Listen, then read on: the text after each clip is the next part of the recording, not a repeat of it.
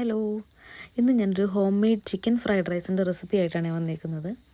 അതിനായിട്ട് നമ്മൾ ആദ്യം ഒരു 100 ഗ്രാംസ് കഴുകി വൃത്തിയാക്കിയ ചിക്കനിലോട്ട് കുറച്ച് പെപ്പർ പൗഡറും കുറച്ച് ഉപ്പും കുറച്ച് മഞ്ഞൾപ്പൊടിയും കൂടി ഇട്ടിട്ട് കുറച്ചൊരു വെള്ളവും കൂടി ഒഴിച്ചിട്ട് നല്ലോണം കുക്ക് ചെയ്തെടുക്കാം. കണ്ടോ, ഇപ്പോൾ കുക്കായി വന്നിട്ടുണ്ട്. ഇനി ഈ ചിക്കൻ നമ്മൾ ഷ്രെഡ് ചെയ്തെടുക്കണം. അത് ബോൺസൊക്കെ മാറ്റിയിട്ട് നല്ലോണം ഷ്രെഡ് ചെയ്തെടുക്കുക. എന്നിട്ട് ഒരു പാനിൽ കുറച്ച് ഓയിൽ ഒഴിച്ചിട്ട് അതിനെ ഒന്ന് ഫ്രൈ ആക്കി വയ്ക്കണം. നല്ലോണം ഫ്രൈ ആയി കഴിയുമ്പോൾ അത് മാറ്റിയിട്ട് അതേ ഓയിലിലേക്ക് ഒരു 3 മുട്ട, ഉപ്പും കുറച്ച് കുരുമുളക് പൊടി ഇട്ട് നല്ലതായിട്ട് സ്ക്രാമ്പിൾ ചെയ്തെടുക്കുക.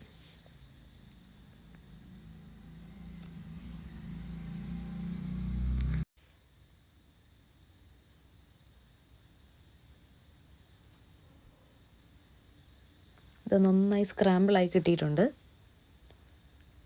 ഇനി അടുത്തതായിട്ട് ഒരു പാനിൽ കുറച്ച് ഓയിൽ, അടികട്ടിയുള്ളൊരു പാനായിരിക്കണേ, അതിലേക്ക് കുറച്ച് ഓയിൽ ഒഴിച്ചിട്ട് നമ്മുടെ ഗാർലിക്കും, ചോപ്ഡ് ഗാർലിക്കും, പിന്നെ നമ്മുടെ കയ്യിലുള്ള വെജിറ്റബിൾസ് എന്തൊക്കെയാണോ അതൊക്കെ.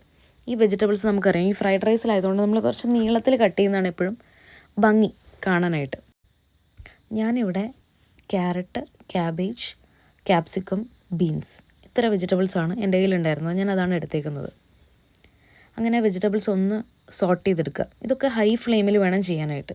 വെജിറ്റബിൾസ് ഒന്ന് സോട്ടായി വരുമ്പോൾ നമ്മൾ ഫ്രൈ ചെയ്ത് വെച്ച ചിക്കനും സ്ക്രാമ്പിൾഡ് എഗ്ഗും കൂടെ ആഡ് ചെയ്ത് വീണ്ടും നന്നായിട്ട് മിക്സ് ചെയ്യുക. എന്നിട്ട് ഒരു 2 ടീസ്പൂൺ സോയ സോസും ഒരു 1 ടീസ്പൂൺ ചില്ലി സോസും ആഡ് ചെയ്യുക. പിന്നെ ഒരു 1/4 ടീസ്പൂൺ ഷുഗറും ആഡ് ചെയ്യണം. ആഡ് ചെയ്ത് നന്നായിട്ട് മിക്സ് ചെയ്യുക. നന്നായിട്ട് മിക്സായി കഴിയുമ്പോൾ ഒരു 80% കുക്ക് ചെയ്ത് ഫ്രിഡ്ജിൽ വെച്ച റൈസ് ആഡ് ചെയ്ത് കൊടുക്കുക. റൈസും കുറച്ച് പെപ്പർ പൗഡറും കുറച്ച് സ്പ്രിംഗ് ഓണിയനും കൂടെ ആഡ് ചെയ്ത് കൊടുക്കുക. എന്നിട്ട് നന്നായിട്ട് മിക്സ് ചെയ്യുക. ഈ റൈസ് എപ്പോഴും നമ്മൾ ഒന്ന് ശ്രദ്ധിക്കേണ്ടത്, കുക്ക് ചെയ്ത ഉടനെ റൈസ് ആഡ് ചെയ്യരുത്. ഒരു 80% കുക്കായ റൈസ് ഫ്രിഡ്ജിൽ വെച്ച് ഒരു 30 മിനിറ്റ്സ് ഫ്രിഡ്ജിൽ വെച്ചിട്ട് വേണം നമ്മൾ ആഡ് ചെയ്യാനായിട്ട്. എങ്കിലേ നല്ല വിട്ട് കിടക്കുള്ളൂ റൈസ്. എന്നിട്ട് നന്നായിട്ട് മിക്സ് ചെയ്ത് കൊടുക്കുക.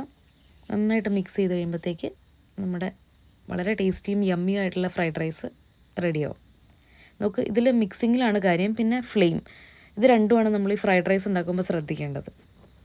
അപ്പോൾ ഓക്കെ, ബൈ.